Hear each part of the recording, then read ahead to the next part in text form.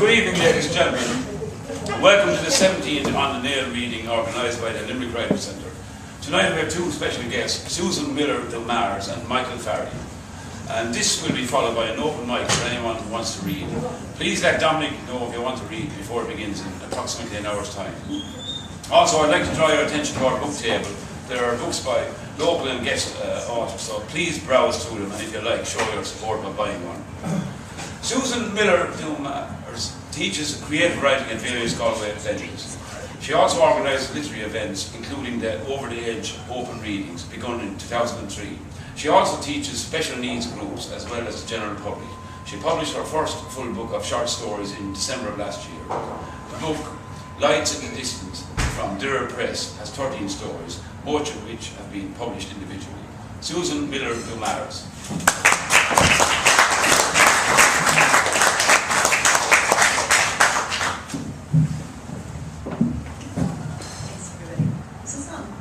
Yeah, can you get close to it?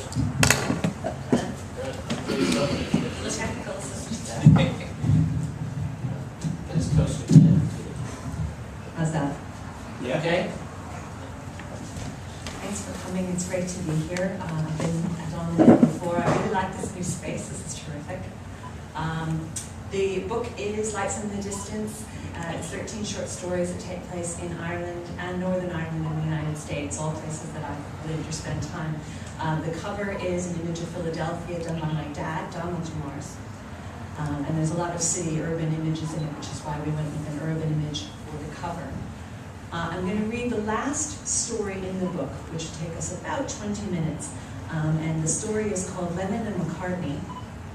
And all you need to know is that it takes place in Galway City in November of 2005, which I think you'll get anyway.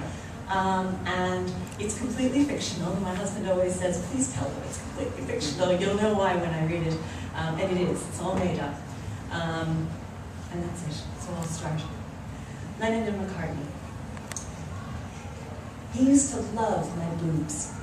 At the start, when we would stay in bed all weekend, just the four of us, he'd say, you, me, and the boobs. He loved them so much, he named them Lennon and McCartney, reading left to right. Our first flat had a big bed, high, because there were 3 old mattresses piled on top of the box spring. Each was thin, but together they were like a big cloud that gathered us, cuddled us together. We had this floaty pink duvet and about 100 little pillows, and we'd just be in there forever. Dave on top, then me on top, then pretzeled into some Kama Sutra position from the book he bought us. On and on until we were red and raw and sweaty and giggling. Our cat Peanut would try to sit on my belly, but I'd be laughing too hard. My stomach rolled like ocean waves. She'd give up, find a little nook between our bodies and snuggle in, soft and warm. Now Dave keeps saying to me, remember the old days? I do, of course I do. What he's really asking is, why don't we spend weekends in bed anymore? We have a proper bed now, in a proper house. He thinks I've gone off him, that he's lost too much hair, gained too much gut. I try to reassure him. Okay, he looks different, but who doesn't? Lennon and McCartney have lost some of their perk. He says, nah, still perfect. But he doesn't really think so. He doesn't paw at them like he used to. Sometimes when we're getting ready to go out, I'll ask him about my outfit, my hair, and he'll say, fine, fine. But he's got his back to me. He doesn't even look. I tell Dave the problem is the weather. This country has about the least sexy weather. The rain in winter, the cold in your bones, the sky always leaning on you. No light. The wind off the river that wants to strip off your skin, and no matter which way you're going, you're always walking into it. Somehow it's never at your back. He says, the weather hasn't changed since we first got married. He's very logical, very exact. It gets tiring. I say, no, I know that, although there is global warming. He says, now we're not having sex because of global warming? I didn't mean that, I say. I mean that I don't feel sexy when I'm shivering, my hair is dripping wet, and I'm tired. And I know this isn't possible. But when I remember us in the Lennon and McCartney phase, it's always a bright blue and gold day in mid-September. sun, smell of cut grass through the open window, heat. Now it's November. The Christmas lights aren't up along Shop Street yet.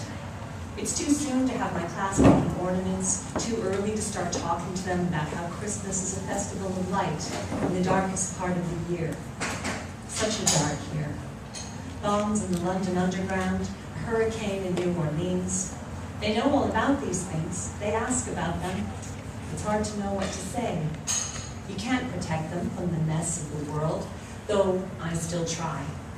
Glitter, glue, and festivals of light. Not yet, though.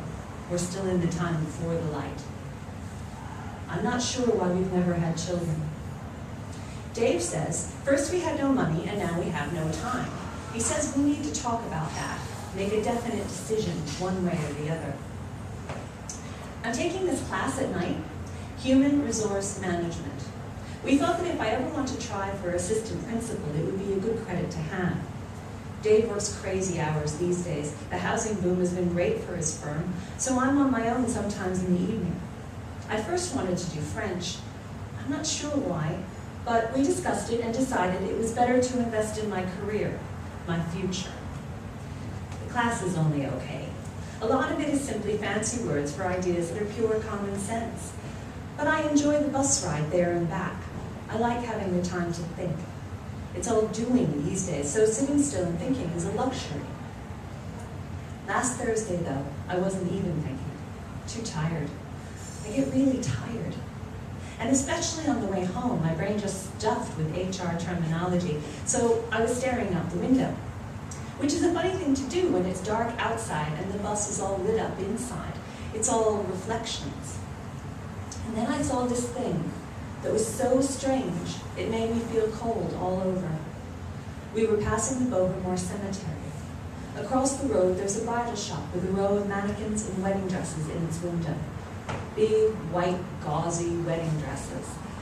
The window stays lit even when the shop is closed. So I was looking out at the cemetery, the pale, elaborate gravestones marking the moonlit hill, one tree that looks like its head was bent in sorrow. And then I saw wedding dresses, reflected, ghost white, in a row among the graves, like they were queuing for something, maybe some ritual, maybe a dance. A trick of the light, Dave would say if I told him, but I'm not going to. To me it was like a dream, only I've rarely felt wider awake. Brides in a graveyard. It's the whole script, isn't it? With all the other stuff we fill our hours with missing.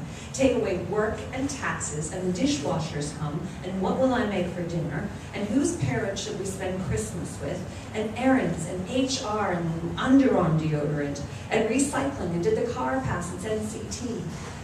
As we shuffle inexorably from marriage rights to burial rights, all that stuff is just distraction, glitter, and glue. The bus went speeding down the hill. We hurtled past houses dark with curtains drawn, hunched in on themselves, the weak blue light of televisions like a faint pulse. And then the square. Traffic, street lamps, college-age clubbers crossing against the light, horns honking, laughter, slouching, loud, indestructible children. This late, they own the square. I stepped down into the midst of them. It was colder off the bus, but the wind beat at me like vast wings, and there was something good in that. The wind and the footsteps and voices and trees swaying. Usually I just change buses at the square, but this time it occurred to me I didn't have to. I didn't have to do anything. I could do what I liked. I stood there thinking, and the next thing, my legs were carrying me forward toward that big hotel, the old Great Southern. I crossed the street and went right up the stone steps and in through the heavy revolving door. Black and white tile in the foyer. I went straight to the fireplace. I bring you something? There was something so kind in the way she said it, as though she really hoped I'd answer yes. I'd only ever been inside to use the loo. A distant piano began to play, something twinkly, jazzy. A woman laughed somewhere. The Polish woman smiled. Can I bring you something to drink? In the firelight, her face was soft gold. I'm just getting warm. I wanted to be invisible. She nodded. Brandy is warm. And I said, okay, even though I don't drink brandy, except sometimes at Christmas. But now I felt like I was a character in the film, and this character drank brandy. It was like that. I was sort of watching myself from a distance. The Polish waitress smiled again and gestured to the fat black couch in the window. Please sit, I bring your brandy. And she went out the doorway and turned right. I took off my coat and folded myself onto the couch, which was very low. I wasn't too graceful about it. But the couch was sort of velvety and it felt nice to sit down. I took out my mobile and sent Dave a text. We'll be late. That was all I could think of to say. Then I did something really strange. I kicked off my shoes and stretched my legs so my feet could feel the fire. I wiggled my toes. It felt just wonderful. The waitress came back. She saw me with my feet sticking out and giggled, but it was a nice giggle, very girly, and I giggled too. She set a brandy down on the table in front of me, slipping a red serviette underneath it. When she leaned over, I could see her boobs. They were high and round and just held by the white lace bra she wore beneath her blouse. They were young, rubber-soled boobs. Mine were let it be and already thinking about solo careers. I said, thank you, and she walked away. I made a point of not checking out her backside. The brandy was that old photograph color, and it moved like oil when I tipped the glass. The smell was exquisite. I took a small sip and it was pure heat in my mouth, my throat. I sighed. I stood to check how I looked in the mirror above the fireplace. My reflection surprised me. I looked different. My eyes were bright, my cheeks flushed. I reapplied lip gloss. Okay, not too bad. My hair was a mess, so I took it down and brushed it hard. Felt good. When I finished, it lay across my shoulders and sort of glimmered in the firelight. I stood on tiptoe to check out my cleavage. I thought that, after all, there were some pretty good songs on Let It Be. The woman in the mirror grinned at me.